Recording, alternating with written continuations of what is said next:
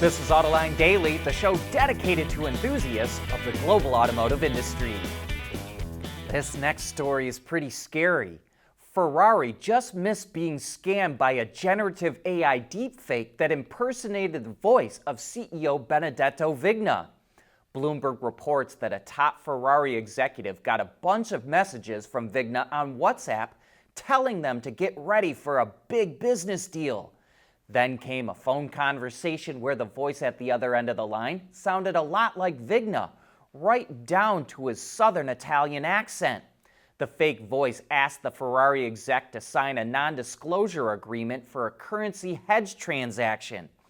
But the call came in on a different phone number than Vigna uses, and the picture of Vigna was not the same photo that he actually uses on his phone. Also, the voice sounded kind of mechanical at times, which raised the suspicion of the exec. So they asked the voice on the other end of the line to name the book that Vigna had just recently recommended to them. And with that, the fake voice abruptly hung up because it likely had no idea what the book was. Ferrari has not identified who that exec was. We think it was likely someone like the CFO of the company, Antonio Pacan. But whoever it was deserves a gold medal for smoking out the scammers. Akio Toyoda is worried that he may lose his job. At the company's annual meeting last month, only 72% of shareholders voted to retain him as chairman versus 85% last year. Amongst foreign institutional investors, only 34% voted in his favor.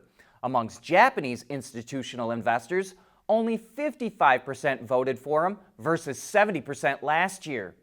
Retail investors gave Akio a 99% approval rating, but with his support plummeting with institutional investors, he's worried about his job security.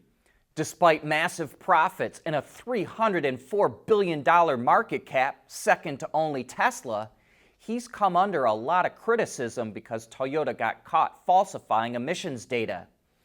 And just to give you some comparison to Akio's 72% approval rating, Bill Ford got an 84% approval this year, while Mary Barra at GM got a whopping 94% approval from shareholders.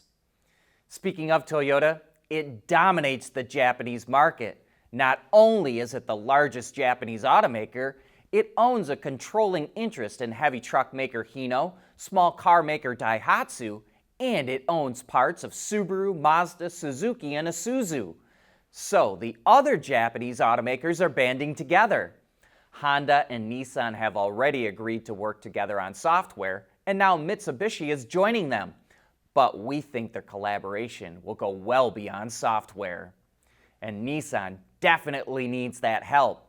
It just cut car production at its main plant in Japan by a third due to slumping demand in the US and China. Worse, its global inventory is at 640,000 vehicles, the highest level in 4 years. Last week, it revealed its operating profit in the second quarter plummeted 99% to only $6.4 million.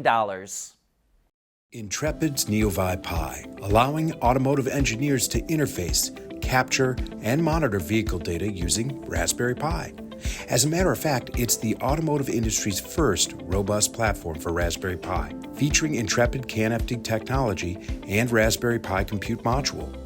The NeoVi Pi is designed for automotive environments, allowing use with relative power ranges and applications.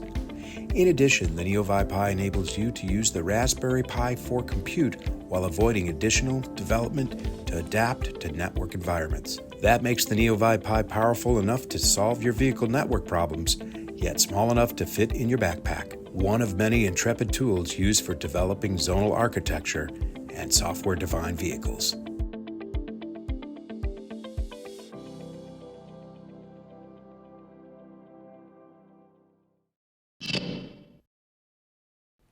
Geely is like the Stellantis of China in terms of how many brands that they back. With the addition of Leapmotor, Stellantis is up to 15 car brands, but Geely is hot on its heels with 12. It now has another Chinese partner, DreamSmart, that it plans to launch a new model with by the end of the year.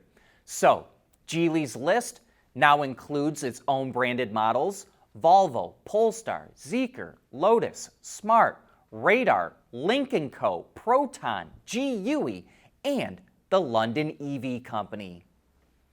Tesla released its Q2 results last week, which revealed that the company's operating expenses shot up 39%.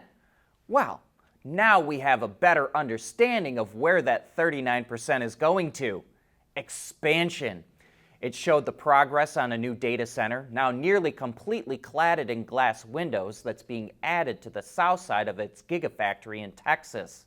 About 200 miles to the south of that factory, it's working on a lithium refinery that's supposed to start production sometime next year. And in Nevada, Tesla is building a plant to make semis next to its existing gigafactory there. A couple of months ago, it was just a bare patch of land. But the head of the semi program revealed on social media it's now pouring the foundation and shared a rendering of what the finished plant will look like. And sticking with Tesla, the Cybertruck's range extender battery pack is not a quick change item. When asked if the battery would be easily removable or could be offered as a rental, the truck's lead engineer said no, because the range extender is structurally mounted so it's safe in a crash. That shouldn't be too surprising if you caught some of our Cybertruck teardowns with Caresoft. You can see in those videos that the range extender has to plug into the main battery, which is mounted under the vehicle, while the range extender itself goes into the bed of the truck. And speaking of range extenders, they offer a future path to ICE powertrains that might otherwise have been killed off.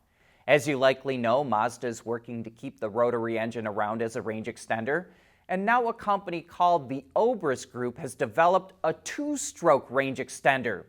Two-stroke engines are compact and cheap and easy to build and maintain, but they vibrate a lot, so Obris came up with a twin counter-rotating crankshaft design that smooths it out so much you can actually balance a glass of champagne on the top of it while it revs to its peak of 4,500 RPMs.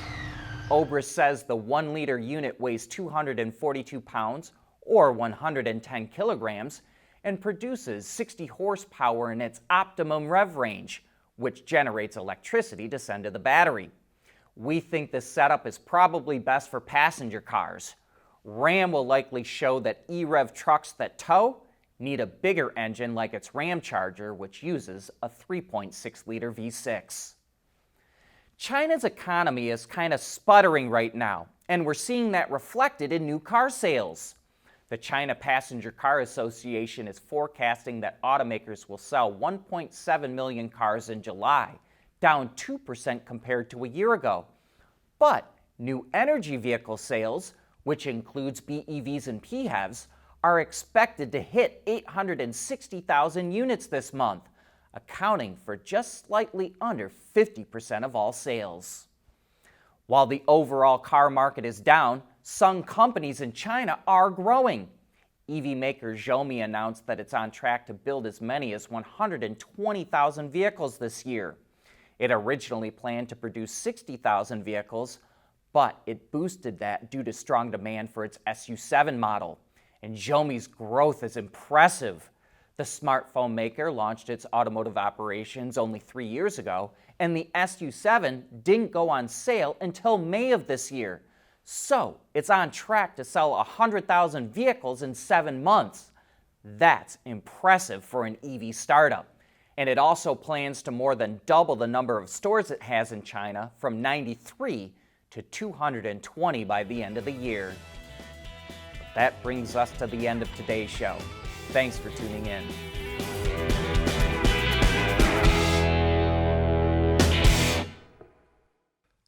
Autoline Daily is brought to you by Bridgestone, solutions for your journey. Intrepid Control Systems, over-the-air engineering boost your game. MEDC, where Michigan businesses are powering the future of mobility. And by Teijin Automotive Technologies, the formula for better mobility. Keeping your heart racing in and out of the gym. That's what really matters.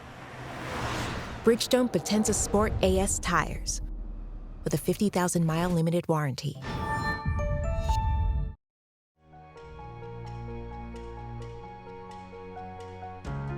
Michigan is leading the charge in mobility and innovation, and I can't think of a better state to be in. There's nothing wrong with heavy metal. Hey, lighten up. But with world-class composite material, Teijin Automotive Technologies makes vehicles lighter, safer, and more eco-friendly.